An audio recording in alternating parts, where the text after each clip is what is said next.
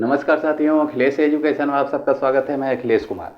आज हम आप सबको रेहंद परियोजना, रेहंद प्रोजेक्ट के बारे में हम बताएंगे। तो देख रहे हैं हम मानचित्र बनाए हैं, उत्तर प्रदेश का मानचित्र मान के चलिए, लेकिन ये रफली मानचित्र है, इसलिए कि यहाँ पे हमको केवल ये देखना है कि रेहंद परियोजना या रेहंद प्रोजेक्ट कहाँ पे बना हुआ है, किस नदी के ऊपर बना है, ध्यान इस पे देना है।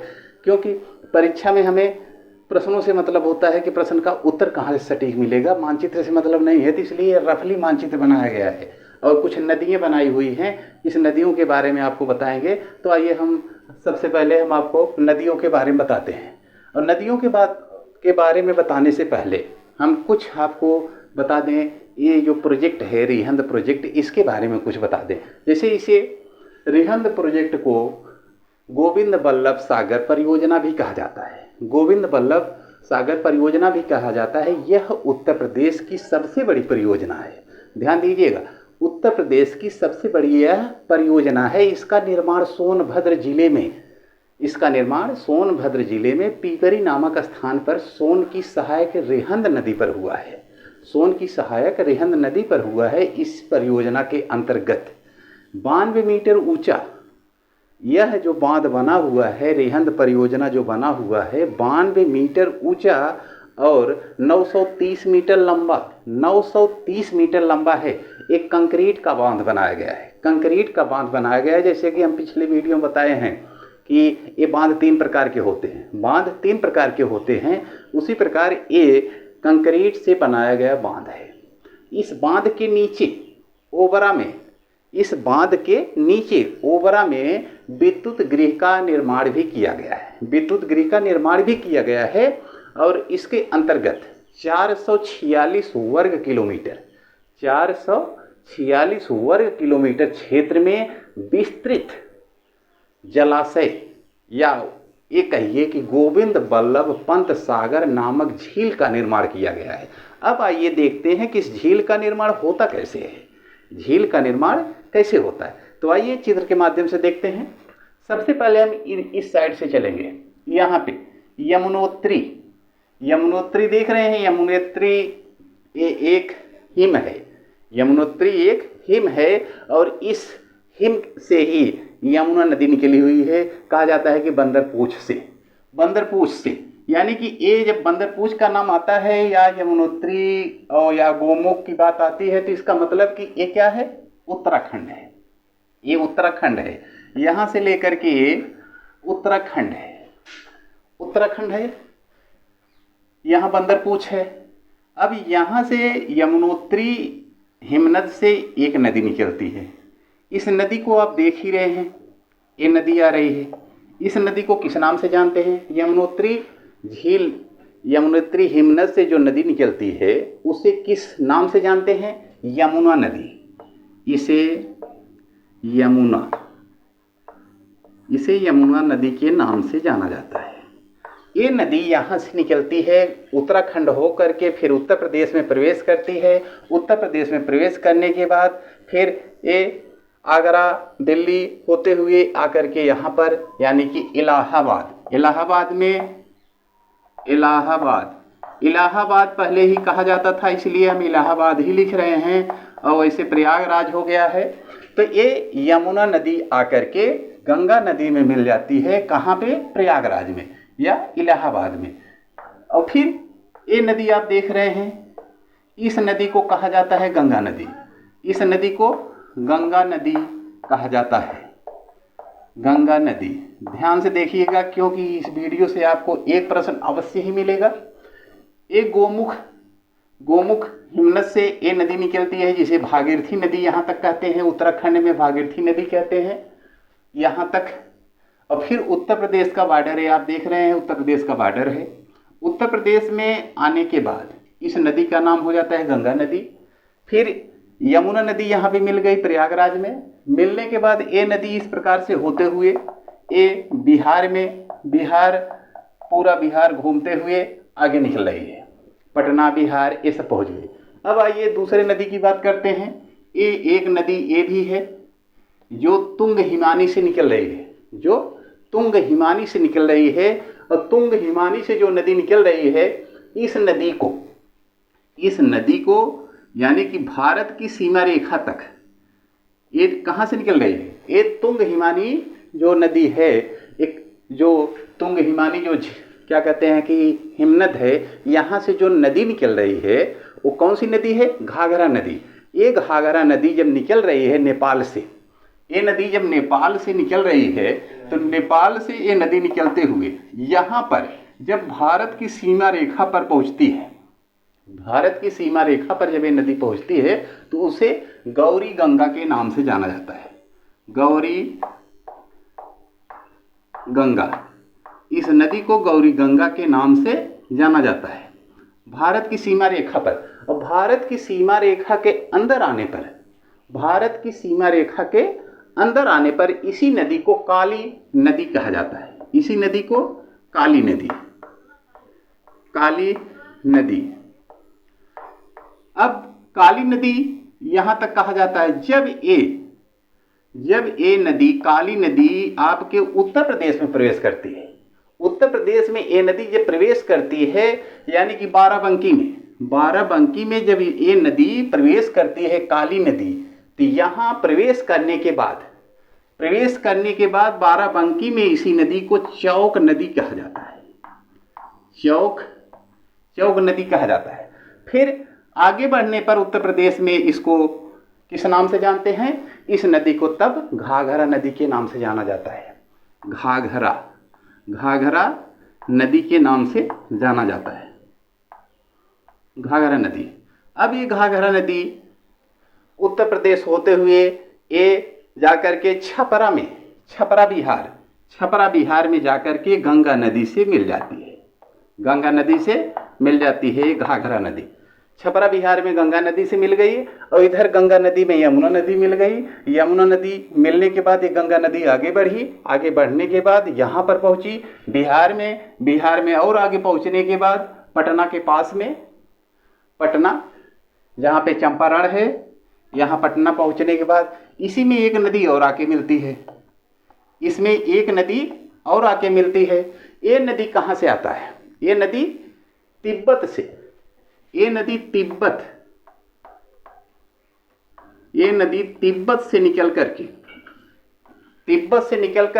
आकर के कहाँ पे? बिहार होते हुए, तिब्बत से निकलती है बिहार होते हुए आकर के यहाँ बिहार में ही, बिहार के राजधानी के पास यानी कि पटना के पास, यहाँ पे पहुँचने के बाद जिस नदी का नाम गंडक नदी है, इस नदी को गंडक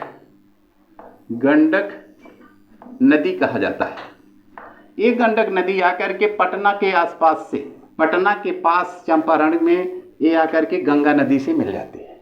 गंगा नदी में मिलने के बाद, गंगा नदी में ये गंडक नदी मिलने के बाद तब ये नदी आगे बढ़ती है। अब यहाँ तक आप देख रहे हैं, यहाँ तक पहुँचते पहुँचते बहुत सारी नदियाँ मिलती जा रही हैं। सब कहाँ पे मिल रही हैं? सब गंगा नदी मिल रही है। अब इधर भी देख रहे हैं एक नदी मिल रही है, इसको हम आगे चल के बता रहे हैं, पहले इधर से पहुंच जाएं। अब ये गंगा नदी आगे बढ़ रही है, इसका एक किनारा बिहार की तरफ और एक किनारा पश्चिम बंगाल की तरफ, दो भागों में नदी बट गई। एक नदी हुगली और एक नदी पद्मा नदी पश्चिम बंगाल की तरफ चली गई और हुगली नदी कोलकाता की तरफ चली गई। कोलकाता, ये जब इस साइड में कोलकाता चली गई और यहाँ से एक नदी देख रहे हैं पश्चिम बंगाल चली गई, तो ये नदी बहुत पहले अंग्रेजों के समय में इस नदी को घुमाया गया था बैराज बांध के द्वारा इसको दो भागों में बांटा गया है। इसे हम आपको अगले क्लास में बताएंगे। चलिए आइए इधर आते हैं। अब यहाँ पे आप एक नदी और देख रहे हैं, इस नदी को कहते हैं सोन नदी। इस नदी को सोन नदी के नाम से जाना जाता है। और सोन नदी कहाँ से निकलती है? सोन नदी कहाँ से निकलती है? ये मध्य प्रदेश से निकलती है, मध्य प्रदेश के पहाड़ियों से निकलती है। और जहाँ से ये सोन नदी निकलती है, जहाँ से भी ये सोन नदी निकलती है, आप इधर उदाहरण देख लीजिए, जहाँ से ये सोन नदी निकलती है वो अमरकंटक का झील कहा जाता है। अमरकंटक की झील से सोन नदी निकलती है। इसका नाम क्या है? सोन नदी। सोन नदी, इसे सोन नदी क्यों कहा जाता है? सोन नदी है तो सोन नदी क्यों कहा जाता है? इस नदी को सोन नदी क्यों कहा जाता है? तो आइए इसको हम आपको बताते हैं। आप देख रहे हैं ये अमरकंटक का झील है। अमरकंटक झील कहाँ पे है? ये मध्य प्रदेश में है। मध्य प्रदेश में अमरकंटक की झील है। इस झील से कई नदियाँ निकलती। एक नदी इधर से होकर के निकलती है जिसे सोन नदी कहा जाता है। एक नदी इधर से होकर के उड़ीसा की तरफ जाती है जिसे महानदी कहा जाता है। एक नदी इधर से होकर के गुजरात जाती है जिसे नर्मदा नदी कहते हैं। नर्मदा नदी। अब यहाँ अमरकंटक से 3 नदियाँ निकली, एक सोन नदी, एक महानदी, एक नर्मदा नदी। ठीक। अब आप देख रहे हैं सोन नदी, यही सोन नदी है जो अमरकंटक से निकली है। अमरकंटक से निकल करके आकर के मध्य प्रदेश में से होकर के इधर झारखंड होते हुए फिर इधर से आकर के यहाँ पर गंगा नदी में मिल जाती है। यहाँ गंगा नदी मिल गई, लेकिन इसे सोन नदी क्यों कहा जाता है? इसे सोन नदी इसलिए कहा जाता है कि इसके धाराओं में सोने का छोटा छोटा कण बहता है। इस नदी की धारा में सोने का छोटा छोटा कण बहता है, इसीलिए इस नदी को सोन नदी कहा जाता है। सोन नदी इसे कहा जाता है। लेकिन सोन नदी को एक और नाम कहा जाता है। सोन नदी को स्वर्ण नदी भी कहा जाता है। स्वर्ण नदी क्यों कहा जाता है? स्वर्ण नदी इसलिए कहा जाता है क्योंकि इसमें से जो सोने के छोटे छोटे जो कण निकलते हैं, इसी के कारण इसे स्वर्ण नदी भी कहा जाता है। स्वर्ण नदी कहा जाता है। अब आगे आइए देखते हैं। ये नदी जब सोन नदी जा करके गंगा नदी में मिलती है, इसी नदी की एक सहायक नदी है रिहंद नदी। रिहंद नदी। ये रिहंद नदी सोन नदी की सहायक नदी है और रिहंद नदी इसी सोन नदी से निकली हुई है। सोन नदी से निकली हुई है, इसीलिए इसी रिहंद नदी के ऊपर एक बांध बनाया गया जिसे कहा जाता है रिहंद परियोजना। ये रिहंद नदी के ऊपर बनाया गया है और रिहंद नदी के ऊपर जब ये बांध बनाया गया, कहीं पर भी अगर कोई बांध बनाया जाता है, कहीं पर भी कोई बांध अगर बनाया जाएगा, उदाहरण के लिए देख लीजिए, मान लीजिए कि ये नदी है, यहाँ इसके ऊपर आप एक इस प्रकार से बांध बना दिए। जब आप बांध बना देंगे तो बांध बनाने के बाद क्या होगा? अगर पानी इस साइड से इस साइड में बहता है, पानी अगर पश्चिम से पूरब की ओर बहता है, तो बांध बनाएंगे तो जलाशय यहाँ बनेगा।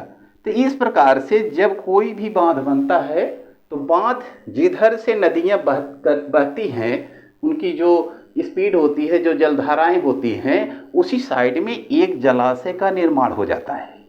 जब वो जलाशय का निर्माण क्यों होता है? क्योंकि इसके ऊपर सामने एक बांध बनाया गया। बांध बनाने का कारण क्या हुआ? बांध बनाने का कारण ये हुआ कि यहाँ पे पानी रुक गया और पानी रुकने के बाद ये पानी इसको डाकते हुए ऊपर से होकर के आगे गुजरेगा। जब ये पानी इसको डाकते हुए ऊपर से आगे गुजरेगा तो यहाँ पे एक जलाशय का निर्माण हो जाता है और जब ये जलाशय का निर्माण हो जाता है तो यहाँ पर, यानी कि हम आपको बता रहे थे कि रिहंद नदी के ऊपर एक बांध बनाया गया और ये बांध को रिहंद परियोजना कहा जाता है। और यहीं पर जब ये बांध बनाया गया तो यहाँ पे आप देख रहे हैं एक जलाशय बन गया, मानव के द्वारा एक जलाशय बन गया। इसी जलाशय को गोविंद बल्लभ पंत सागर कहा जाता है। इसी जलाशय को, जो बांध के द्वारा जलाशय बना यहाँ पे रिहंद परियोजना पर, रिहंद बांध के ऊपर, तो उसी जलाशय को मानव के द्वारा जो बनाया गया, उसी जलाशय को कहा जाता है गोविंद बल्लभ पंत सागर या गोविंद बल्लभ पंत झील के नाम से जाना जाता है। इस बांध की ऊंचाई हमने आपको पहले ही बताया। इस बांध की ऊंचाई है 92 मीटर और लंबाई कितनी है? 930 मीटर। अब आइए इसके बारे में थोड़ा सा और देख लेते हैं। जैसे कि हमने बताया कि ये बिहार है और बिहार के इस साइड में आप देख रहे हैं ये झारखंड है और झारखंड के इस साइड में यहाँ पे ये छत्तीसगढ़ है। ये छत्तीसगढ़ है, और छत्तीसगढ़ के इस साइड में यहाँ पे एमपी है, एमपी यानी कि मध्य प्रदेश। फिर यहाँ पे आप देख रहे हैं ये राजस्थान है, राजस्थान।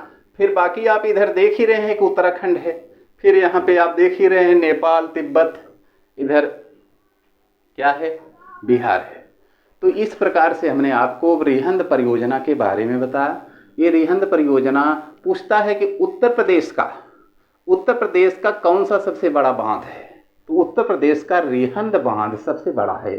और किस नदी पे बना हुआ है, नाम से ही आप जानिएगा कि रिहंद नदी के ऊपर बना हुआ है रिहंद बांध। किस नदी के ऊपर, रिहंद के ऊपर। और इसकी सहायक नदी के ऊपर बना है, सोन नदी की सहायक नदी रिहंद नदी के ऊपर रिहंद परियोजना बना हुआ है। ध्यान दीजिएगा, एक कैसा बांध है, कंक्रीट का बांध है, कंक्रीट का बांध बनाया गया है दोस्तों। तो इस प्रकार से ये हम आपको बता रहे थे रिहंद परियोजना के बारे में।